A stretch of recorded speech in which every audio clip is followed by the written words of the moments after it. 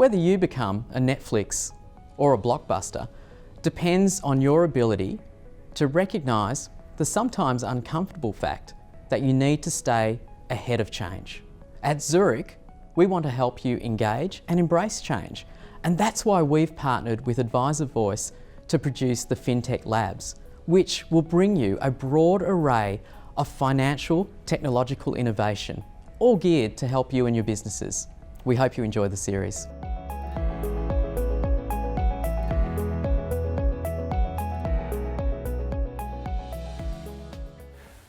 Welcome to episode 7 of the AdviserVoice Zurich FinTech Lab series. This month we're talking with the Managing Director of the Lab Group, Nick Boudry. Nick, your product, the Lab Form, is really set to revolutionise the onboarding process for new clients. Could you please just give us a run through on its application in our world? Yeah, sure, Ray. LabForm is a customer onboarding framework, so it supports data capture across all the different entity types that financial services organisations want to onboard. So that's everything from a simple individual application right through to a trust self-managed super fund application.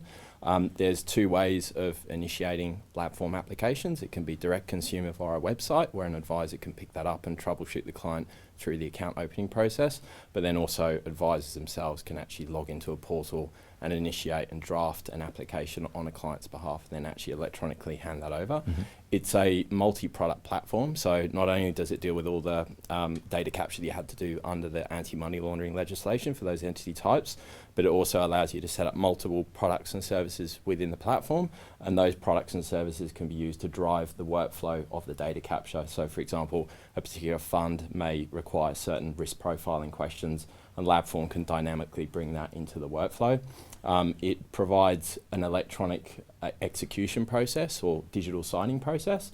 So that is where multiple terms and conditions and product disclosure statements can be amalgamated based on the underlying products and selections dynamically, and each authorised approver on the account can electronically engage in the application process to actually electronically sign that off. When an application completes in LabForm, we talk through to some middleware, which then goes off and calls third-party electronic identity verification providers. So that's everything from a super fund lookup service to electronic identity verification services. And the idea is that in about 75–80% of cases for Australian residents, they will actually pass an electronic identity verification, and you won't be required to provide any identification documents. If you do fail the verification, then LabForm provides the facility for people to actually upload their documents into the platform, and a back-end application manager gives advisors the visibility to see what's actually going on with that application.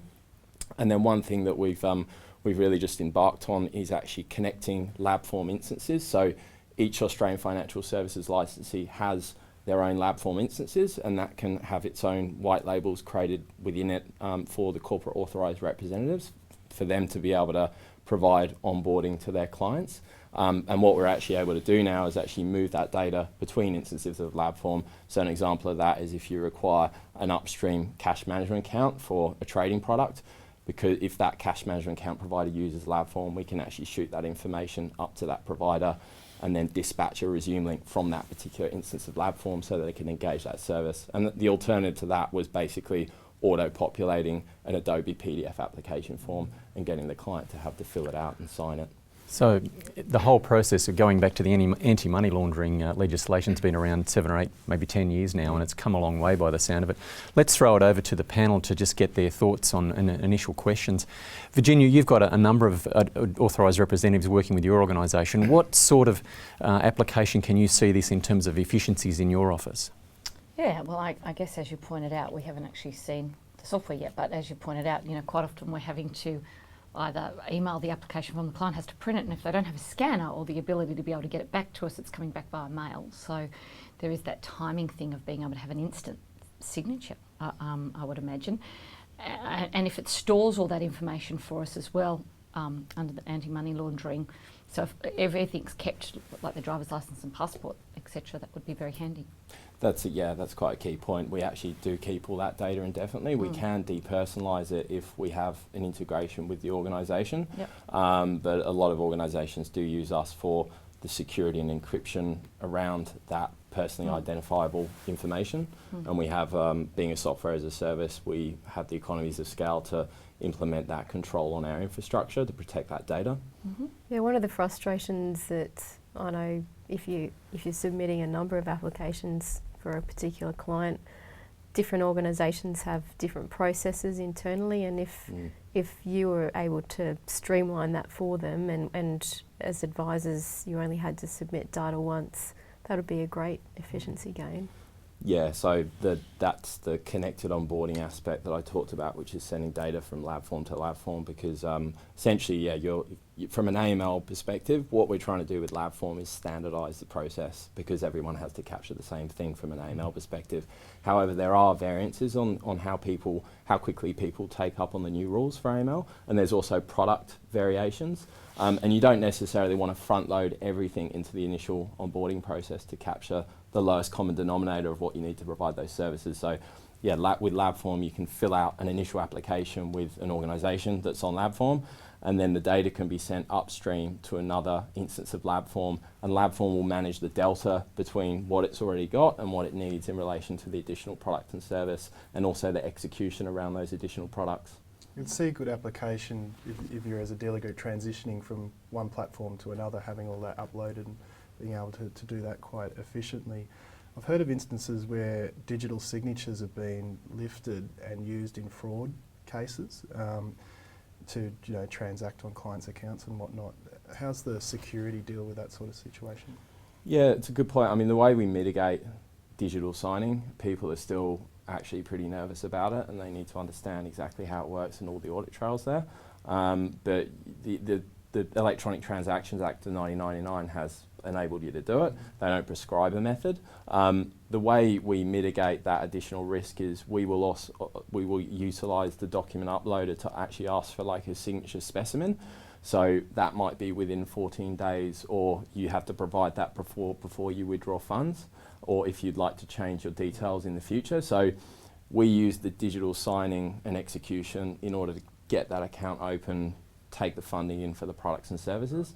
And then what we'll often have is an additional requirement to, and it might just be uploading a scan of your driver's license, non-certified, that has your signature on it, and then you have that specimen on record. So it's more the concern about the release of funds and where you're actually paying out those funds to from a laundering perspective. Yeah, sure. Okay. Who's currently using this onboarding software really well, or the functionality really well? Yeah, look, we've got 40 Australian financial services licensees on the software. Initially, what's interesting is that initially we've provided this system to a lot of the sort of CFD margin FX providers who love that electronic onboarding, but we've really found it helpful for actually the robo-advisor space, where they have their own unique user experience for engaging a customer, but then what they're able to do using our APIs is actually push that data into LabForm to actually deal with the real heavy lifting of the account opening and execution process, so they can keep that user experience really light.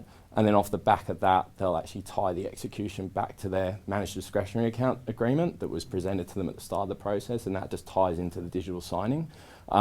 So the startups are actually using us really, really well, because they've got a fresh canvas and they're really going, okay, LabForm sits here, that's really put in an integrated platform. With the larger organisations, we're always trying to encourage integrations, because for us, what you need to achieve is a straight-through process, and LabForm handles things up to application completion, execution against terms and conditions, and identity verification. You still need to fulfil that account. The record still needs to be put somewhere. So we're always working with organisations to try and smoothen those integration points. So we're going to have the panel interrogate this a bit more, and we'll have you back shortly to answer some questions which they're no doubt going to dig in and find a bit more to look at for you. So thanks very much for the time being. Thanks, Nick. Thanks, Ray.